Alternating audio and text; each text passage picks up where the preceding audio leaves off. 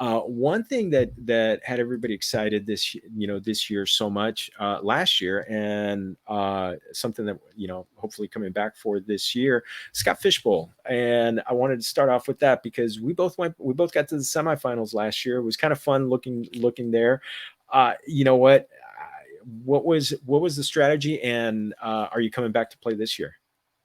So yes, looking forward to it. It's something where I love the fact that there there isn't an obvious strategy because Scott and everybody involved obviously tweaks or changes the rules each year so that you can't have some predetermined analysis or you can't just have some database spit out what to do. I think a lot of um whether it's daily, whether it's the best ball, what some of the different formats have almost turned into just a spreadsheet game and taken Yeah. some of the fun out of it. So I really love the fact that Scott Fishbowl is perfect because it's obviously great to compete against so many other really smart, intelligent people. I love that there's not some predetermined order to it, that just everybody's basically picking off the same draft sheet and it's just a couple little tweaks here or there that you can really skew in different directions. So I played around with having kind of kickers as my fill-in last year anytime I Oh needed someone yes. because it made it a little more functional. I tried to go heavy on tight ends, but also um you know whiffed on, on a handful of the tight, like many people last year. Tight end was just a graveyard in many spots. So luckily I had some real horses that carried me. Austin Eckler was a huge part of it, and had several key pieces that really carried forward. But it was tough. It was a tough haul, and had a good time with it, but fell just short. But obviously looking forward to another great season this year. Well, my team was kind of lifted up by Josh Allen last year, Mm. so I got the 101. Competed actually. I was in one of the live drafts in LA, and I ended up competing, and I think I was like I had the third choice of my spot, and I said, Mm. you know what, let me just do the 101. And Allen was really good even after he hurt his elbow. He was really good. Where are you picking from? Have you picked your draft slot yet? Yeah, so I think I'm gonna push more towards the turn. So I'm gonna try to Ooh. go. I think I got 11. Ooh, that's interesting. So Yeah, yeah, what is it? Three picks in the first 20. 25 or Yep, 26.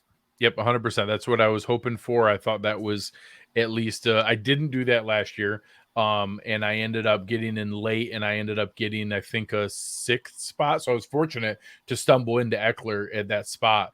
But this year I want to try just a different strategy. So I'm gonna hope to get. I want to have some balance early. I want to have obviously a primary pass catcher and probably one of the lead quarterbacks or whoever I can get the best available, and then come back and round that out with that 26th pick and hopefully be able to have some balance and then let things lead where they go. I think having a predetermined plan of which positions you're going to pick at each spot is setting yourself up for failure because you can't take advantages of runs in a draft or different opportunities that present themselves. But I think having a plan for your first two or three picks is okay, especially if you go through and do a lot of mock exercises and figure out, hey, if I know I like these guys in the middle, but if I go with that position early, it's going to point me away from going with them in the middle. Then okay, maybe it does feel like a reach to go an extra two or three spots early, but you realize, hey, I like that build better when it gets there. Yes. I know what it looks like if I wait on tight end. I know what it looks like if I wait on quarterback. I don't like that. So even if it's not perfect of when you get Mahomes or Allen or Hurts or whoever it might be, that, hey, my cutoff is Lamar Jackson, and that even if it doesn't feel right of when it is big, I know I want one of those top five, six guys. I got to be able to reach here. You have to have the confidence in yourself that, hey, I know that's going to work out better because I know all the options that fall to me in the middle here I'm more comfortable with, rather than, well, technically I have whatever it is, DeAndre Swift, two spots ahead of this guy, and realize that, well, I'm okay with waiting on the running back I'll get versus the quarterback I would get if I wait. And that's all I'm going to try to do is I'm going to have a plan for those first three picks and then let it lead me where it goes. Yeah, I love it. I love that. I love that idea of having a plan for the early on. I'm actually on the opposite side. I'm at the 101. It worked for me last year, and I really enjoyed it. in my 101 chat has just been blowing up, and it's shout out 101 SFB chat. You guys are awesome. That whole setup is fantastic. It's just, oh man, I've got, people are just going in and just like throwing out their ideas. I've put in a couple of my mock drafts in there. There's a lot of people who are really, really want to throw out the idea of Travis Kelce at the 101. I can't do it. It feels uncomfortable. It feels weird, but I will say, so I'm a big fan of the guys that do the Ringer fantasy show. So Danny Kelly and Danny Heifetz and those guys, they kind of laid out where it feels weird. It feels like, oh, this is the year he's going to get old and he's going to slow down. And then last year, you can make an argument he had the most valuable fantasy season of any position in fantasy history.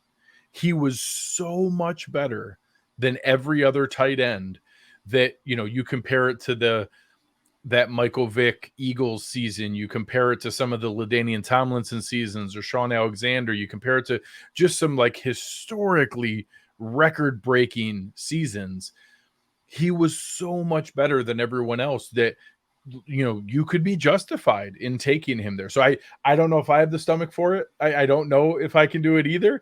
But I don't think it's crazy. I think someone can absolutely make an intelligent build, and we saw zero signs of him slowing down last year. Zero. So I know people often say that it's not a gradual decline, it's a cliff, and you never know. It hits for everyone, and it will hit for Travis Kelce.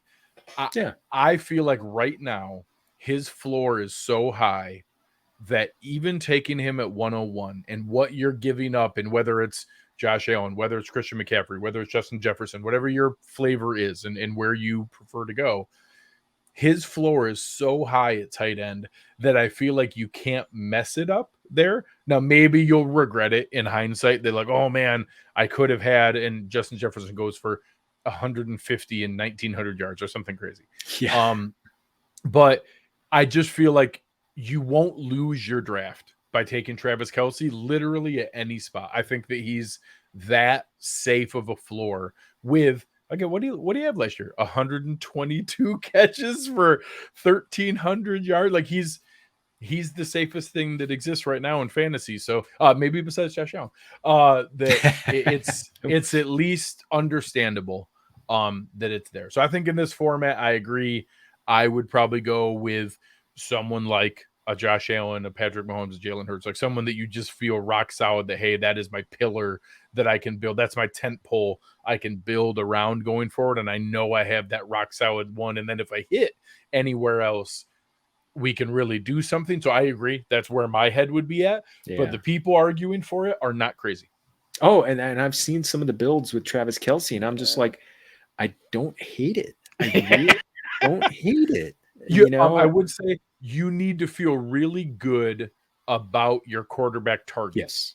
As long as you feel really good that, hey, I think this is my guy. I think this is where the breakout's coming. I think that this is the perfect setup for Derek Carr. Or, hey, I really feel strongly that Lamar is going to have his MVP season, or whatever it is. Like, you have this really strong feeling that this is going to be, or hey, Bill O'Brien is going to unlock Mac Jones. Like, whatever it is, whatever your gut feeling is, if you feel really strong about one of those, grab Travis Kelce and go with your gut.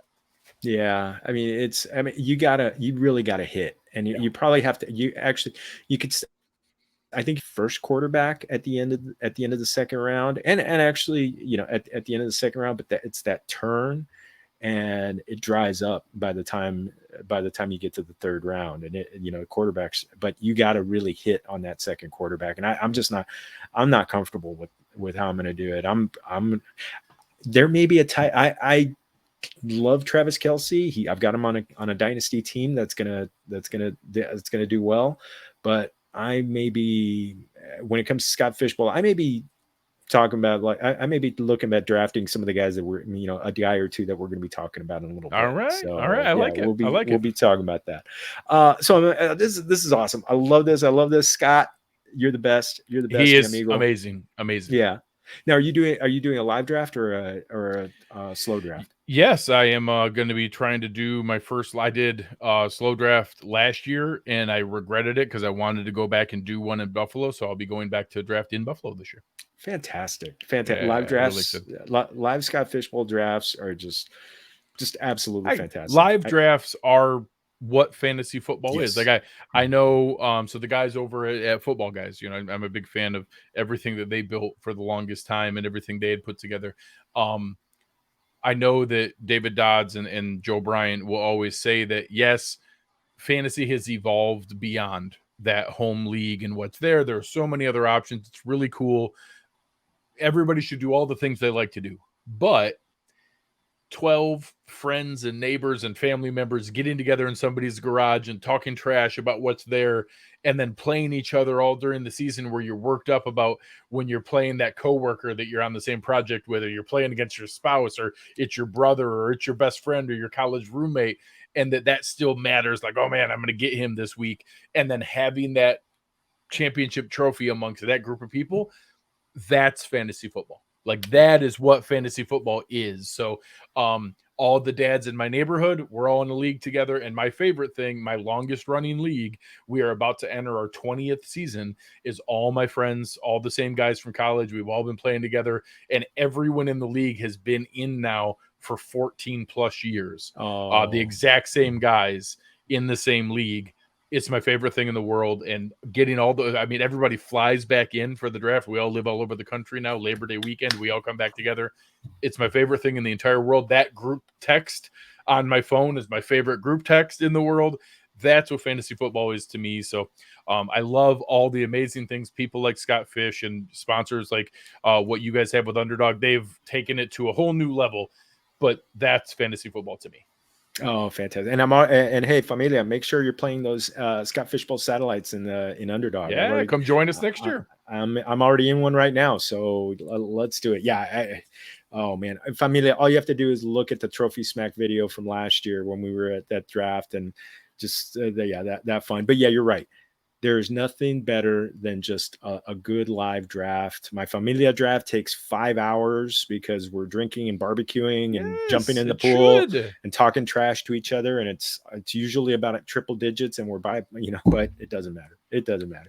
Well, let's get into something that really matters. I can't believe this is already full by, but Scott Fish, we're gonna tag this, and we're gonna tag SFB 13. But